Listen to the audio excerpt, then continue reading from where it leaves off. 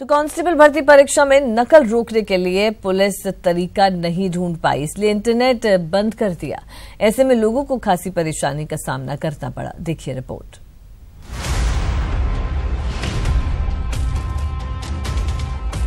राजस्थान में हो रही पुलिस कांस्टेबल भर्ती परीक्षा का साइड इफेक्ट। जी हां, प्रदेश में हो रही परीक्षा के चलते प्रशासन ने 15 जुलाई तक इंटरनेट सेवा बंद करने की घोषणा की है। सुबह 8 बजे से लेकर शाम 5 बजे तक इंटरनेट सेवाएं बंद रहीं, जिसकी वजह से लोगों को खासी परेशानियां उठानी पड़ी। राजस्थान में चाहे किसी की भी सरकार रही हो, ये जो भर्तियों के लिए जो पारदर्शिता दिखाने के नाम पर ये जो झूठा ढोंग रचाया जा रहा है, ये इंटरनेट बंद करना, और ये सरकार हर मोर्चे पे फैल रही है। सरकार इसके प्रति केवल अपनी लिपापोती पूरी करती है और जो वो प्रयास करती है कि पेपर नकल ना हो या पेपर आउट ना हो, ऐसा कुछ नहीं होता है। जो पेपर आउट होने का काम होता है वो तो पहले से ही हो चुका होता है। सुबह से लोग बाग, जबकि लोगों को जानकारी है उसके बावजूद भी लोग बाग यहाँ आ रहे हैं कि हमारा बिल जमा हो जाए, हमारे फॉर्म भर जाएं, लेकिन ये कांस्टेबल भर्ती प्रक्रिया के चलते लोग बागों को मायूस होना पड़ रहा है। डेली की हमारी सेल 12,000-13,000 लीटर डेली की सेल है, तो आज काफ़ी असर पड़ रहा है। अब तक हम 4-5 लाख रुपए का तेल बेच देते हैं, और अभी जाके देखा तो 2 लाख रुपए का तेल बिका है, वो ओनली केस में बिक रहा है, इसलिए हमारे को सेल में थोड़ी सी कमी हुई है। हालांकि प्रशासन का नकल रोकने का ये तरीका दूरसंचार विभाग से लेकर लोगों तक के गले नहीं उतर रहा, और इस आदेश के बाद से सवाल उठने लगे हैं कि परीक्षा के लिए इंटरनेट बंद करने का क्या तुक है।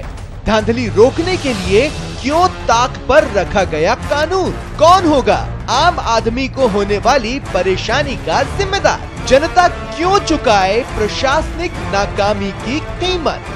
Bureau report, news 18।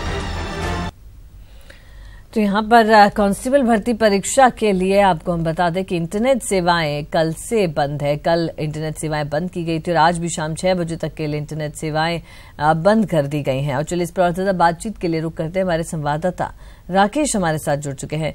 राकेश, अगर बात करें इंटरनेट सेवाएं यहाँ पर बंद कर दी गई, तो एक तरह से प्रशासन नाकाम रहा है, उसी के तहत ये कदम उठाया गया क्योंकि और कोई रास्ता उन्हें समझ नहीं आया।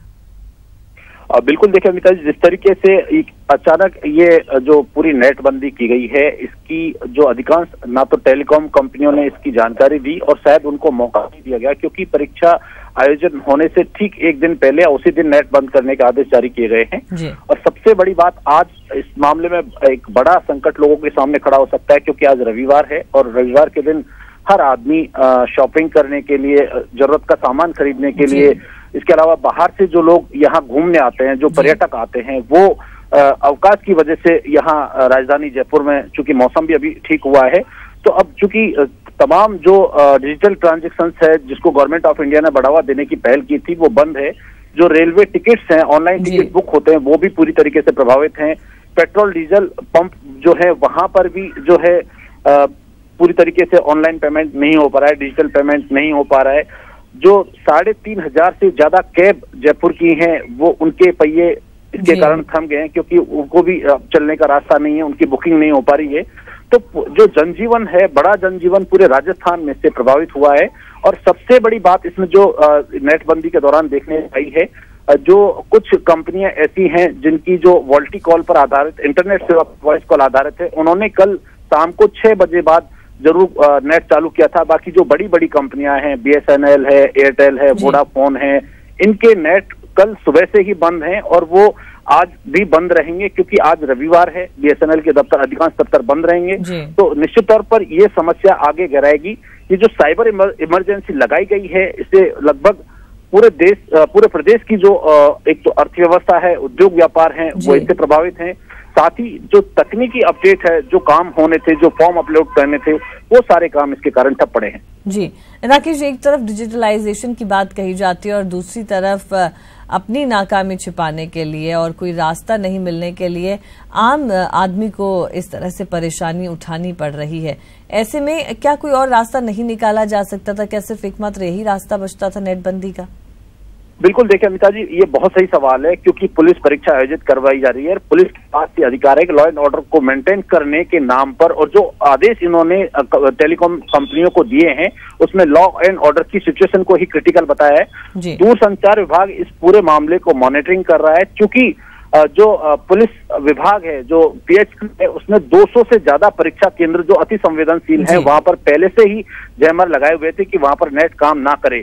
लेकिन कहीं ना कहीं जो सिस्टम में बैठे बड़े अधिकारी हैं उन पर फेलियर का एक टैग ना लगे, उसको अपने आप को बचाने के लिए 7.5 करोड़ जो मोबाइल उपभोक्ता हैं उनके मोबाइल को बंद करवाना उन्होंने 2 दिन के लिए उचित समझा। चूंकि प्रधानमंत्री खुद डिजिटल इंडिया अभियान को बढ़ावा देने की बात कर रहे हैं और इसके बड़े जोर शोर से इसका प्रचार प्रसार किया जा रहा है।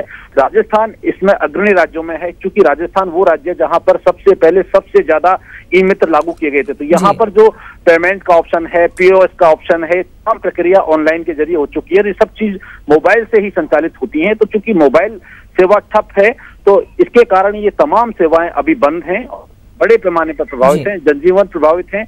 ऐसे जो जरूरतमंद लोग जिनको PS से रोज खाने पीने की सामग्री मिलती थी वो भी उनको नेट बंद होने के कारण नहीं मिल पा रही है। जी राकेश जी, काफी यहाँ पर लोगों को असुविधा यहाँ पर हो रही है, परेशानी का सामना करना पड़ रहा है क्योंकि नेट बंदी कर दी गई है कांस्टेबल भर्ती परीक्षा के लिए। बहुत शुक्रिया आपका हमसे बातचीत करने के लिए।